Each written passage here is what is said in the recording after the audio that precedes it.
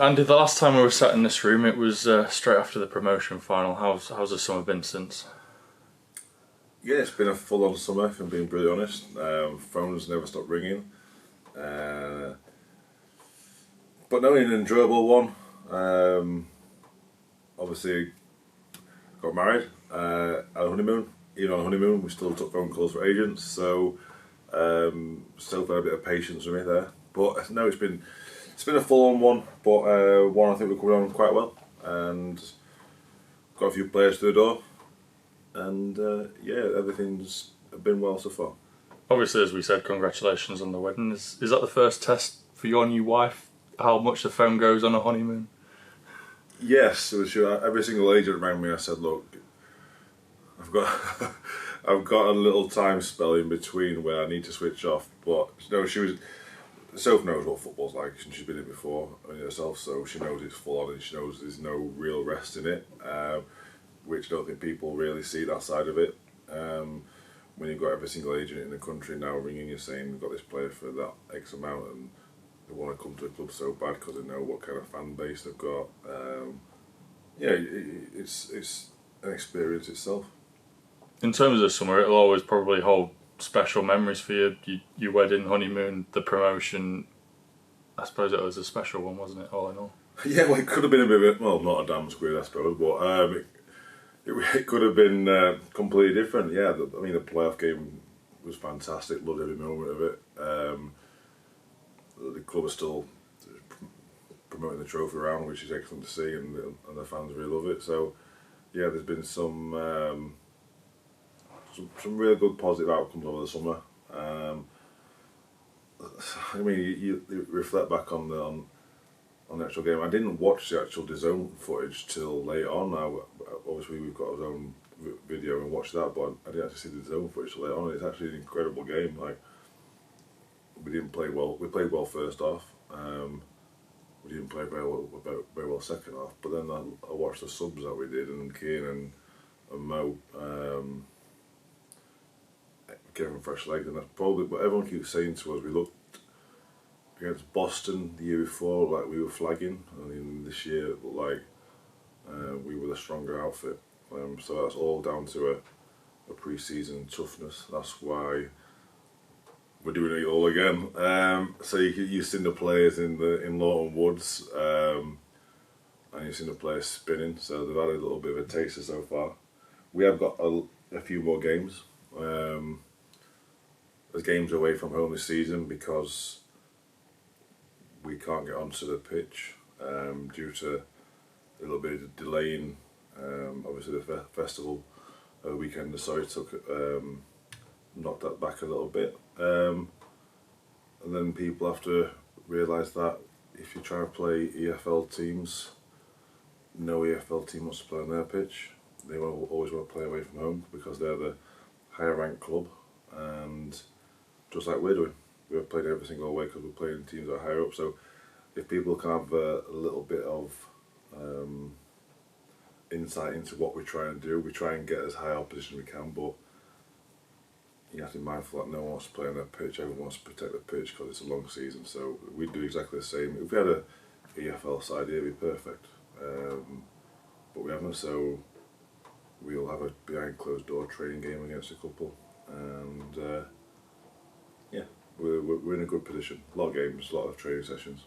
With them games, with you speaking about it, it's not always about the level of opposition, particularly the first half of pre-season. You just want to get back into the match mode, don't you? So going around these local teams is brilliant for them in terms of setting them up, but also just helps the lads with a few match minutes. Yeah, but you can't replicate the match minutes in any sort of training session. You can do wood runs as long as you can, but as soon as you get onto the pitch, it's a change of direction, to change of tempo. Like you say, it helps all the local sides. That's what we've tried to do again, different teams. But yeah, it's important we get ourselves out there and just get fit. Try and get through the games unscathed, which is important.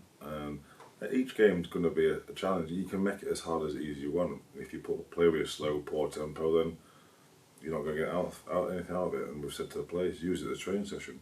You can either play a match, or like I say, you can do a high rock session if that's what you really want to do. So yeah, there's still loads of opportunities to get what we want from them, no matter who we play. I suppose in that as well, as two teams from the division we're just coming out of, spending more away, lost both times we went up there, so it just shows how tough that will be. Yeah, spending on a great outfit. And I say they always cause a problem, so it's good to get against them. And also Worksop, who we've just been promoted. So yeah, I know we've got an affiliation with Farsley Celtic, but we couldn't get a game against them due to their problems off field. So Worksop's quite local. Hopefully we'll take a few there. You see another team that's in the progression of being established in that division. Let's talk squad then. I think the fans' biggest question on their minds is Maxim Kouogun. What can you tell us about him? Yeah, we offered Max a contract and rejected it. I offered what I thought was right for Max, and that's football. No one player is bigger than the club, and I'm not bigger than the club, so I've got a budget to stick to, so I need to stick to it. But Max has been an outstanding servant for the club.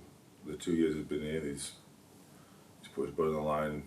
You know what you get from Max day in, day out, week in, week out. And I honestly do wish him all the best because he's a good person, a good player, and an integral part of what we tried to do last year. So, yeah, we wish Max all the best and hope he has a long career. Obviously, a couple of departures from the original retained list. Michael Kouogun going back to Kings Lynn, Michael Kelly to Boston. Both of them were just good deals for them, for their families and things like that, weren't they? Kouogun's on his doorstep. Kouogun was travelling. Michael was travelling nearly 2 hours every day, and it does take its toll. He desperately wanted to stay. He did, but the deal that he got offered was unbelievable. Unbelievable money, and also like longevity of his term. So he's again another person that's been great servant to the club, which they all have. You know what you can get from Michael. He's a leader. The players respected him, and again we wish him all the best. He's gone straight into captain at Kings Lynn, so it'll be a tough division this year. Sorry. And then, yeah, Michael Kelly, again, another one who wanted to stay, but again, Boston offered longer terms than us. And sometimes players move on, which they do. So, like, with all three of them, we wish them all the best. And everyone that didn't, obviously, Finn, Fish, Lawsey, and Ross Fitzsimmons as well, all been great people. Thank them for their efforts for last year, and they'll move on just like we will. A lot was said last year about the group and how special it was. I suppose that's just what you're trying to formulate again this season with a core group of existing lads, but the 6 additions that have come in so far. Yeah, well, I spoke to the players in there. It's not a total rip-up of the squad. It's like another evolution, if that's what I'm going to call it. We have players that we believe can improve us. We've got players that have got ability. We've got players that have got experience, goal scorers. So yeah, I think we've done quite well. But it was important to retain a lot of the squad because I believe that looking at the division above, we can still compete against most outfits in that division. Although there are teams in that division now which have massive budgets. It's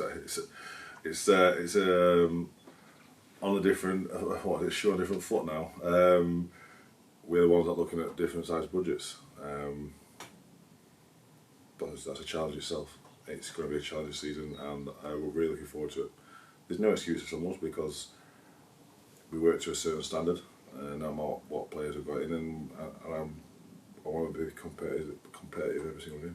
I've been speaking to players, new and existing, about just that. It's been one direct pressure for over the last 2 years, and that is to win every game because we're expected to win every game. That does change now, doesn't it? Although you want to win every game, there are a lot of ex-EFL teams in there, a lot of teams with bigger budgets. It will be a different kind of pressure, won't it? Yeah, the National League's almost EFL 3. That's how competitive now. The teams that are stepping up in the divisions have got, like I say, you've got Forest Green, you've got York, Southend. The list goes on with ex-Football League sides. So, yeah, it is a different challenge, but we all go into it with any other mindset. Everyone win every game. Try and win every game. And if you do everything we've asked for, we'll give ourselves a good chance. It comes down to essentially 18 squad players v 18 squad players. Whoever performs on the day wins the game. Still expect us to be competitive wherever we go. So yeah, there's loads of teams that'll challenge us in different ways, but we've got to then realise that we've got our strengths and we can hit our position. Have expectations been slapped on it at all of where the board expect us to finish or anything like that? It'll be talks that we keep going throughout the season. I'm not going to go out this year. We need to be in X amount of position because it just puts added pressure on them. We're taking small steps. We're taking one step into this division. If we're sustainable and competitive in this division and staying, then it's another plus, another step forward. So we're not going to run before we can walk. We're going to make sure we get these steps first and make sure we stay in this division because it's important we do. As I said, 6 additions to the squad. I won't ask you to go through each one individually, but what were you looking for in terms of players coming into the building? Characters, excitement, experience, players that I know, players I can trust. So yeah, I mean, everyone seems to know about Deco, goal scorer. Scored 67 in his last 2 years, so he knows where the back of the net is, no matter what division you go in. People think he might be 2 steps up, but I've seen Deck in his pre-season already, and I think he's taken on board. He wants to be a full-time footballer. I've been watching his running stats, and his running stats are really high. Obviously, we know of Joey Dawson. I'm going to go through a while now. Yeah, no, Joey Dawson, who was here last year, was no secret. He was on most, I think, videos we've seen. Who else we got? Jean Bellahun, strong, powerful, quick, good athlete. He fell out of favour with Gateshead. I think due to a Ballers League, but he's not playing this year. Yeah, again, he's already come in and he looks like a leader. Doesn't stop talking, encourages, and I think he's one of the quickest players in the league. He runs at almost 10 metres per second, which is very quick. Yeah. Brandon, another Gateshead lad. I gave Brandon his debut at Doncaster Rovers when I was there. I was interim manager there, so gave Brandon his debut. Again, good athlete. He's impressed in his stats area so far. He's got experience at winning in this division. So, and his location, he lives down the road, so it's a good fit. We also got Dubham. Dubham, yeah, did a pre-match presentation on Troy last season. I went to their place and drew 2-2, and he was one of the main players I picked out. Real live wire, strong lad as well. Again, speaking to him, great character. Just wants to enjoy football. So thank you to Bolton for allowing that. We see that can go with that move, but yeah, he's one of the players that will excite you and wants to get one-on-one. Ollie Ewing. Ollie, yeah, what a player. Done really well to get Ollie. A lot of teams interested in him. I know people can say this all the time, but yeah, there was a lot of interest in him. Watching him at Buxton, the way Buxton played last year, is a good fit for us. Take the ball comfortably, can play in a number of positions. And again, looks a real prospect. First moment we spoke to him, we showed him around the ground, showing what we're trying to do, and yeah, thankfully we got over the line. Goalkeeper situation, it's ongoing. And what I don't want people to think, and I've spoken to a few people, is that I have full trust and knowledge of how Mason Campbell plays. And people will question experience. Well, how do you get experience? I believe Mason's got all the attributes to be a very good goalkeeper, and I've got full 100% trust in him. And I know people will come at me saying he's not got this, not got that, but I see him day out at training. I know what he's capable of, I know what he can do. So Mason will be number one. Some people like it, some people won't, but it comes down to my decision. Like I said to Mason, don't look at social media because everyone's wanting an experienced goalkeeper. I know what I've got. I know what you can do. So have a go at me, not Mason. I know one of the endorsements for Mason would have been Ross Fitzsimmons. He openly said to a number of people around the club just how much he thought Mason would make it and would be a really good goalkeeper. I know he didn't quite get that deep in his exit interview with the radio, but he had said it quite often, Ross, didn't he? Yeah, and Mason's learnt a lot for us. And again, Ross was an excellent player for us and a good person, good coach and mentor for Mason as well. So he's learnt a lot off him. But like I said, I've played against keepers. I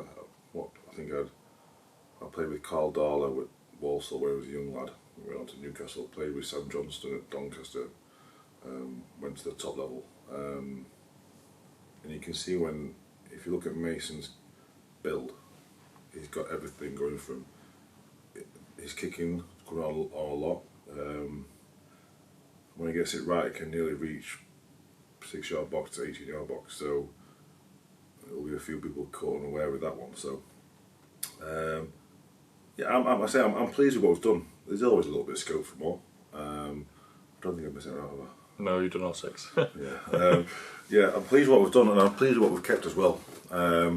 Obviously, Cal Roberts we know what Cal is.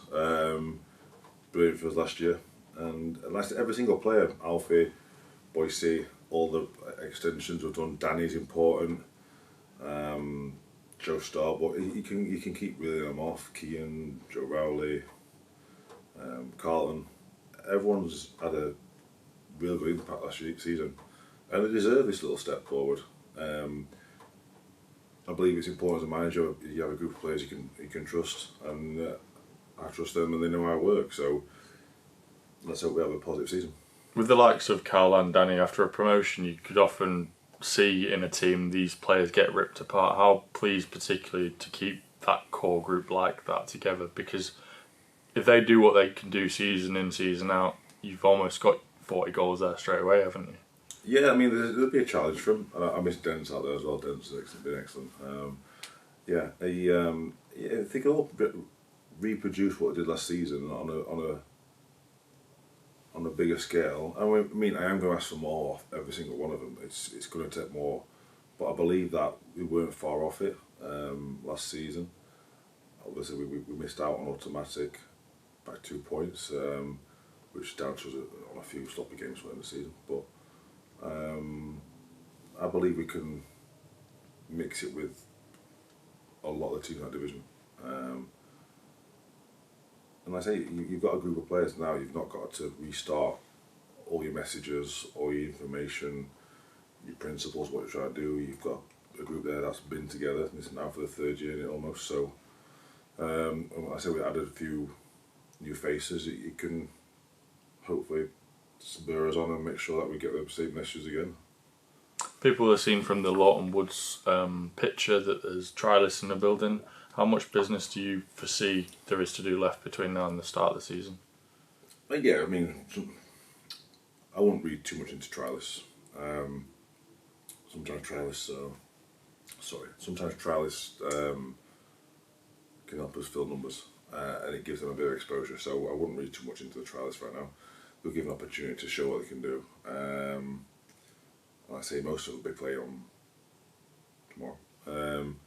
So yeah, we'll give them opportunity. If it's not meant to be, it's not meant to be. But they've helped us. Their attitude have been fantastic so far. Some fit lads.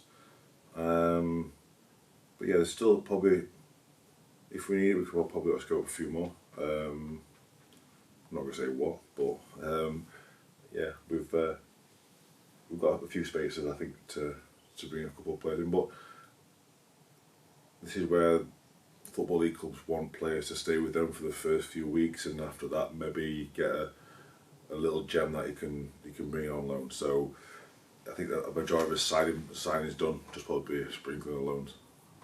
Last season we ended with 3 injuries. Obviously the Ross Barrows one, which is long term, Cal Roberts, who got injured in the semis, and then Mark Beck. How have they all progressed over the summer? Well, yeah, Ross Barrows is progressing really nicely. He's doing a lot of work now. Probably looking. Oh, put time scale. Actually, I don't want to put time scale, but he's looking positive. Cal Roberts has been training from day one. He's not going to be involved tomorrow. Just be mindful. He has done every single thing. It's just a term of ticking things off for the strength and conditioning and physio departments.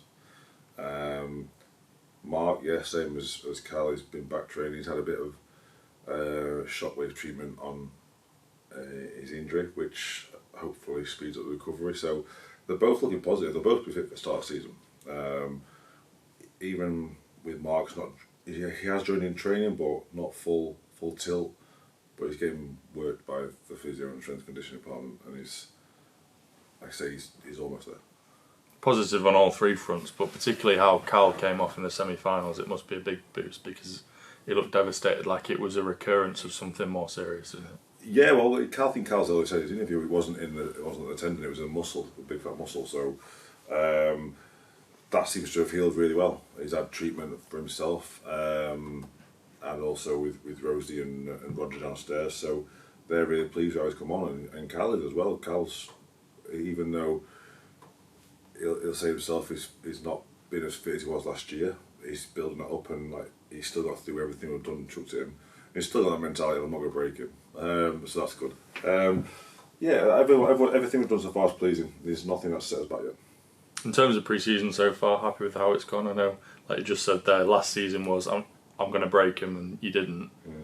Is it the same this season? Well, the lads have come back fitter, which is credit to themselves and Ash putting on the programme. They've all come back, and all the actual data has shown they're actually fitter than last year, which is really good for us because it means we can start on an even higher tempo than we wanted. So, like I say, it's about putting people through things they've never done before. Not many have done a wood run. I mean, the players that were here before will have done, but the new ones won't have done. So it was just a case of seeing if you can get the mentality side right of it. There's still a few things we can throw at them, but the number of games we've brought on now, like, it means that we've got loads of opportunities to try different formations. I suppose that's the benefit of keeping the group as well. They know what your pre-seasons are like, so they know they have to come back fitter, don't they? Yeah, they do. Yeah, like I said, I'm always there doing it alongside them. I'm not going to do anything they don't do. Obviously, in training, they do their thing. I can't kick a football anymore. Well, I never could. But yeah, in terms of fitness levels, I'll always try and do, and I think it's important sometimes you lead from the front. If they see me doing it, same with Ash will do that, and even Scoff's doing 100 press-ups on 4 balls, which sounds easy, but if you've got 4 footballs under your toes and your hands, it's impossible to do a press-up. I still can't do one. So yeah, we'll try and lead from the front and make sure that we're as fit as we can possibly be. I know that probably another question that fans will ask over the next week or so, unless you can answer now, we're not expecting, but you have a new captain to select, whether that's club, team. What are your thoughts so far on that? Because there are leaders in there, aren't there? Yeah, there is. Yeah, there's a lot of leaders. I'll make an announcement later on about that. I've got my thoughts, but I opened it up to the group and said whoever takes a group out of the scruff of the neck will be bringing them out on the 9th of August. So yeah, so I've got my ideas, but it's up to the players to impress. I was going to say it can often change over the course of pre-season. Like you said, Sean's come in and he's a natural leader, isn't it? So anything can happen over the next few weeks. Yeah, anything can happen. But I've said to them, like, even if you're not selected as captain, we need leaders. I know it's a cliche, I know it is. But we've said to them all, like, all got to take responsibility. It's not just the one person. So yeah, there's loads of people in that dressing room that could take on the mantle of being captain, but I said that'll be announced in due course. Final one, I know August the 9th is, what, 4